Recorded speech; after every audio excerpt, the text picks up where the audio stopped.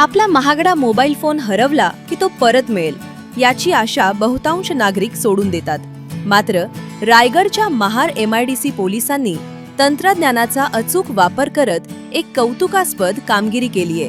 Police ठाण्याच्या हद्दीतून वेगवेगळ्या ठिकाणी हरवलेले तब्बल 13 महागडे मोबाईल फोन शोधून काढण्यात पोलिसांना यश आलंय. कायदेशीर प्रक्रिया पूर्ण करून हे सर्व मोबाईल त्यांच्या मूळ मालकांच्या स्वाधीन करण्यात आले असून या कारवाईमुळे नागरिकांनी अत्यंत समाधान व्यक्त केलंय.